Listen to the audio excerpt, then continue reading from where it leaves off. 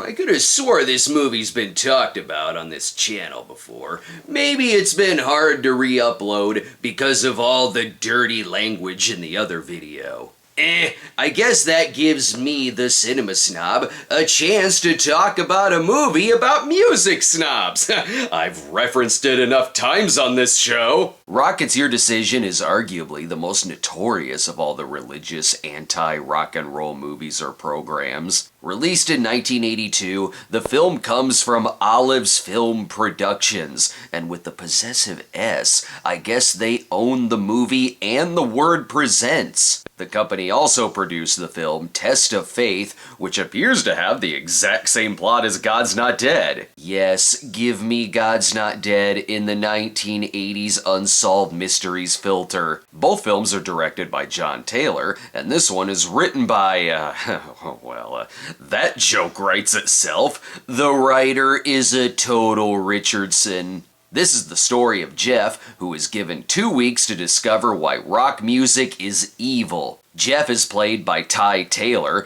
I'm guessing he's related to the director? I don't know. It's hard to find a lot of info on these actors, which makes the movie extra creepy because it feels like they're all missing. Ironically, when I type in Ty Taylor, a musician comes up. Naturally, the movie has to start with a band. Not the band, but a band. We're gonna have a good time. But not too good of a time, or we're gonna have to surgically remove your hips. The evil of this generic concert is gonna find its way home to Jeff.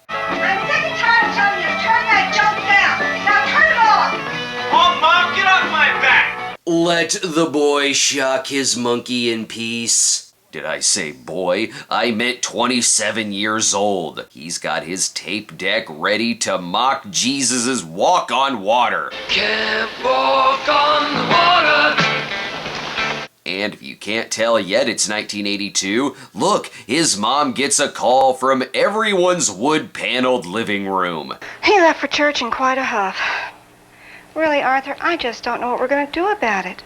Well, have you tried getting him into drugs, or a gang, or ask him to shoot someone? That's way better than listening to the devil's music. Mom is so concerned, she gives youth minister Jim Owen a call. Jim is played by acting professor Steve Whedon, meaning he's easily the best actor in the movie. Unlike Pastor Crispin Glover, who is not nearly as enthralling to the students as you'd think he would be. Listen to them complain. Last year it was get your hair cut. Now all we ever hear is turn off the trashy music.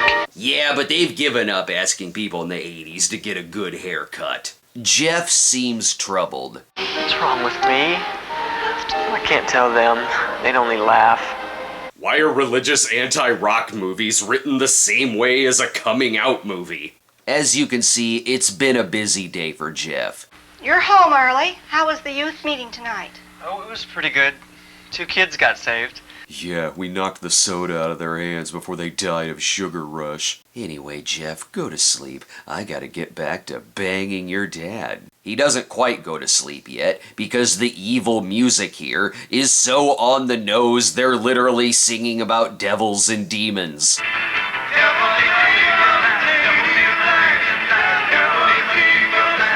That's what you get for stealing Eric Holmberg's record collection. Meanwhile, in Brother Owen's office, that's located in a gas chamber for some reason, I've talked and talked to him about his music especially, but it just goes in one ear and out the other.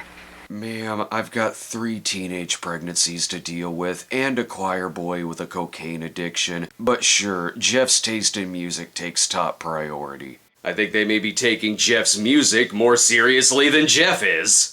Kids identify so closely with their music that if someone attacks that music, it's a personal attack on the kids themselves. Damn right. You insult my Bee Gees and you're taking away my First Amendment right for jive talking. But Brother Owen isn't too much of a man of God to play devil's advocate. Do you watch soap operas on television? Jeff could scripturally come up with the same arguments for why soap operas are bad as you could for why rock music is bad. What I'm trying to say is that if you personally sent champagne to Luke and Laura's wedding, then Jeff has a right to send his tidy whities to Air Supply. This seems like an easy solution. Just tell his mom to put on Kiss makeup and sing Beth. Jeff will quit listening to rock immediately. But best talk to Jeff over a nice mug of straight-up Jack Daniels. Brother Owen is always good and sloshed by 6 p.m. Even the Apostle Paul had to write, "For I know that in me, that is in my flesh, dwelleth no good thing." Yes, but he also said upon the Galatians to offer your souls one toke over the line, sweet Jesus, one toke over the line. Sadly, it seems Jeff has a different problem every year. If I remember correctly, we had a similar conversation about a year ago. Do you remember? That's when I came in to talk about my salvation. Funny way to say masturbation, but okay. Now Brother Owen goes in for the kill. The Bible says, whatever you do, do all to the glory of God. Tell me, would that include your music? Absolutely. Scripture was always great at quoting songs from the Byrds. Look, what I'm saying is you should listen to lame music, Jeff. Does that mean the only thing I can listen to is Amazing Grace or How Great Thou Art? No, of course not. Don't be an idiot, son. You're on your way to having the world's most bomb-ass dogwood collection. If you need to know why rock music is evil, a cult. Illicit sex, drugs, mocking God, the occult. Aren't these things often found in rock music? If you're listening to the good ones, yes. While I may disagree with a lot of this, it seems like they're having a calm conversation so far. Would you be willing to participate in an experiment? Just say no, Jeff. Brother Owen wants him to swear off rock music for 2 weeks. Seems harsh. He only asked the organ player to swear off black tar heroin for 2 days. Brother Owen is hip with the shake, though, but not the hippie shake. These are some albums and a couple of tapes from my own personal collection. Why don't you borrow them for a couple of weeks? Unless it's Carmen, don't listen to anything he gives you. Wait, this experiment involves research too? Lame. These are some recently published books on rock music from a Christian perspective. You just have those sitting around, and why are they all just pictures of Elvis's hips with a circle and line through it? I guess I'll do this. Can I borrow your V encyclopedia to at least look up a Van Halen bio? Sure, Jeff. Oh, damn choir boys, I was looking up vagina. Just kidding, lest you forget they're religious. Let's pray before you go. Dear Prudence, won't you come out to play? Oh, damn it, mind control rock music! Unfortunately, Jeff's ride home is gonna be really boring now. Then Jeff fell asleep at the wheel and crashed his car. When we come back, though, he'll be fine.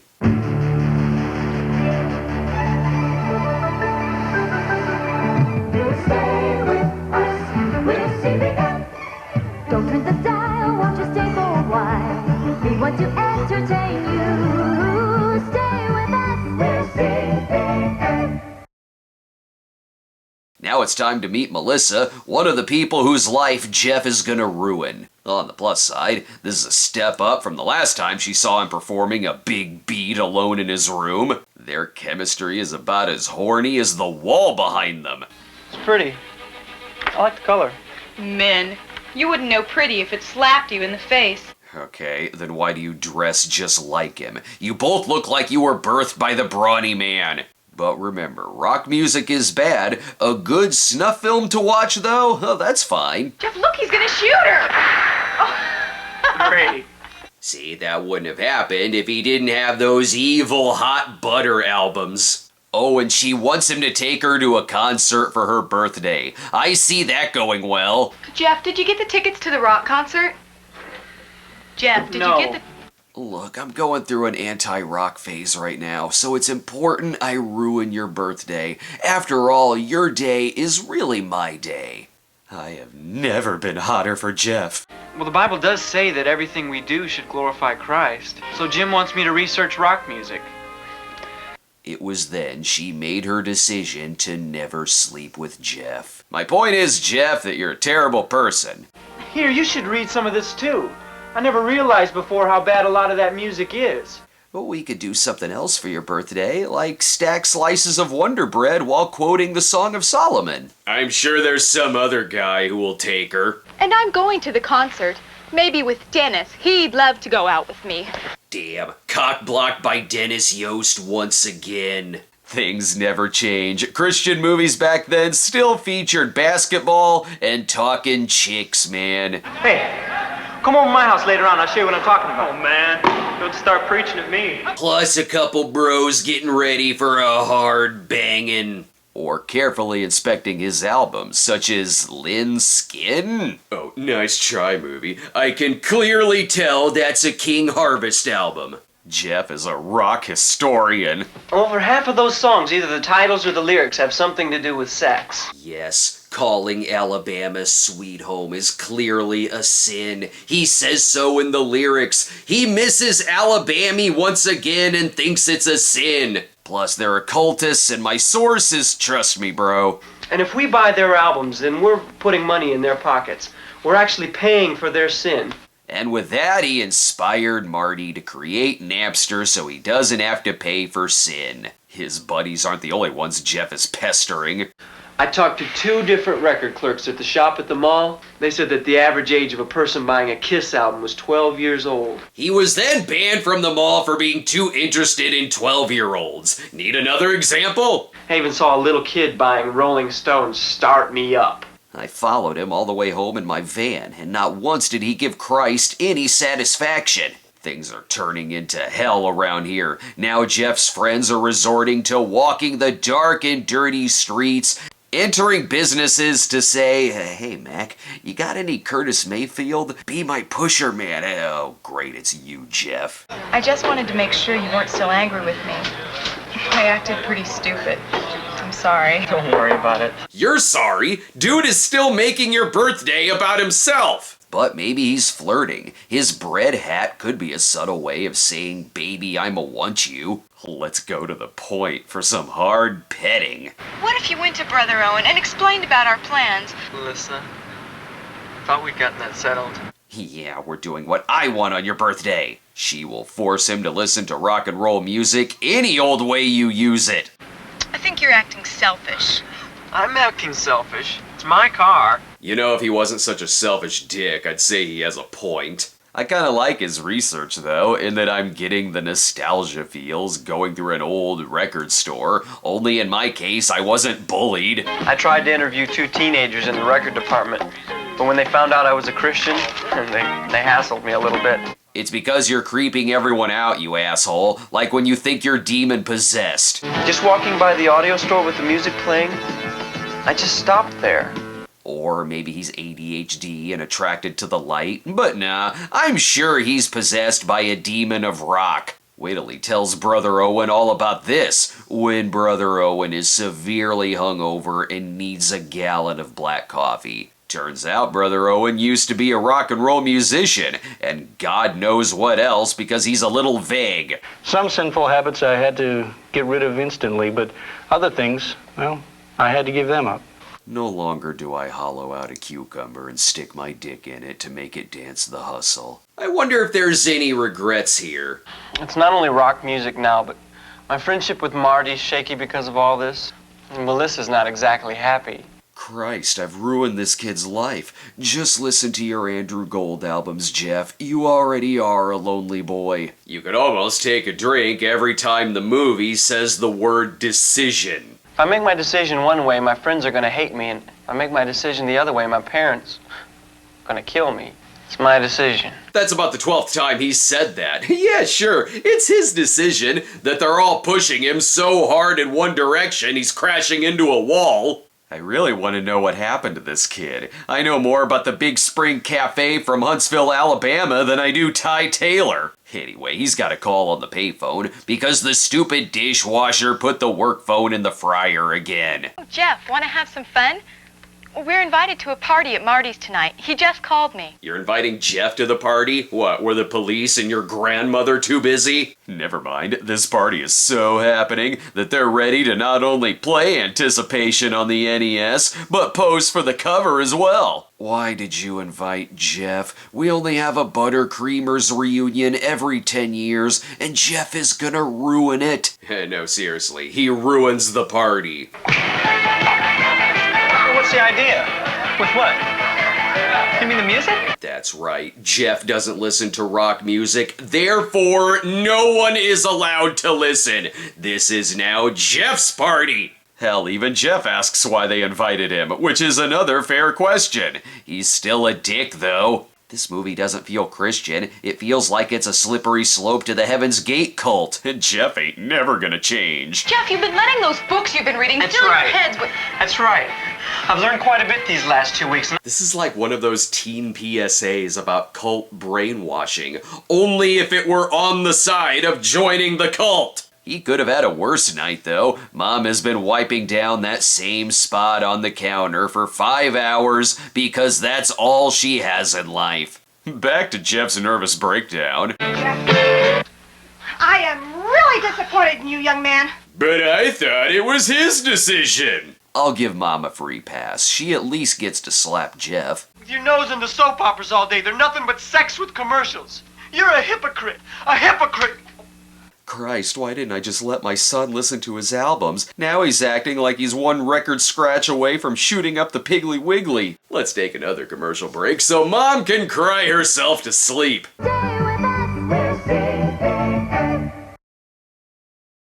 With Jeff back to listening to rock, it's his first night in 2 weeks he hasn't crashed into a tree listening to Brother Owen's boring music, though he is hearing voices. Go home before you lose any more friends. Things that had played a big part of my life, I had to give them up. But I thought it was the music that was supposed to have subliminal messages. Brother Owen is possessing Jeff far more than Brother Love's Traveling Salvation Show. Talking to God, though, will give Jeff guidance. Guidance in going back to the party to ruin everyone's good time for the second time in one night. I've been insulted and made fun of the last 2 weeks. Especially tonight by people that I thought were my friends. Maybe the reason you're so alone and bitter is because it's actually you who is the problem. Anyway, unless you do what I want and cater your whole life around my sensitivities, we can't see each other again. If I've got to make a choice between you and living the kind of life that God wants me to, then maybe I better find new friends. Okay, see ya. We all know where this is going. The big speech where we finally get to meet Jeff's dad. Brother Owen, before we go, my wife and I want to thank you for the help you've given Jeff. And thanks for that Jack Daniels. Let's get more shit-faced and watch Jeff make an ass out of himself. The big miracle is that he got this many people to go to his speech about rock music. Get ready for this wild ride. How many of you are going to go out and shoot up with some heroin or smoke a joint? In Marty's defense, that's a better alternative than listening to Jeff. But really, Jeff likes rock when it's not causing people to shoot up heroin. Pretty soon I'm really getting into it. Really moving with it. And all my problems are gone. Jeff is like if the California Raisins were replaced by a saltine. Not an animated one, just a regular old saltine. What do you do when you get in your car? What's the last thing you heard before you came in the service this evening? The last thing I heard was Marty saying, "Remember the deal. I make it through this whole speech and I get $20, right?" But back to music being bad because it makes you dance. Just walk into some record store that's playing a really good get-down beat. See what the music does to you. Apparently, this is the only church whose hymns make the parishioners stand perfectly still like a block of wood. They don't even move their lips. Too much movement. Ugh, this is not worth the $20. Now he's talking about hassling kids at the mall again. 4 out of 5 of the teenagers I talked to said that the lyrics weren't important as long as the music was pretty good. The 5th person shoved an Auntie Anne's pretzel down my pants. Jeff's whiny-ass speech can be summed up like this. Oh, and also this. And what about the lifestyles of the popular groups and artists? Some are admitted homosexuals. Oh, okay, so you're gay.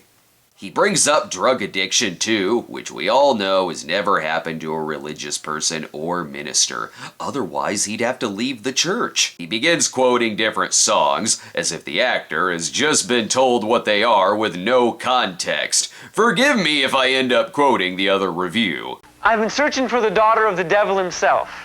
I've been searching for an angel in white. Oh, Jeff's just mad because neither of those types of women would be into him. Even Brother Owen looks embarrassed. Listen how many of them have something to do with Satanism or the occult. Sympathy for the devil. Jeff, it's a song about the atrocities of man. Dancing with Mr. D by the Rolling Stones. It's about death, Jeff, not the devil. Devil's Den and Dance with the Dragon by Jefferson Starship. What? The Chinese Year of the Dragon? God damn it, Jeff! Evil Ways and Soul Sacrifice by Santana. Son of a bitch, Jeff, the lyrics are "you've got to change your evil ways." Jeff basically takes metaphors, very literal, and being creepy like Gary Glitter. And I've seen little kids wearing Kiss t-shirts. This man has been watching our kids? It gets to where he just hates compliments and is making himself horny doing so. Don't forget Rod Stewart. Do you think I'm sexy? Tonight's the night.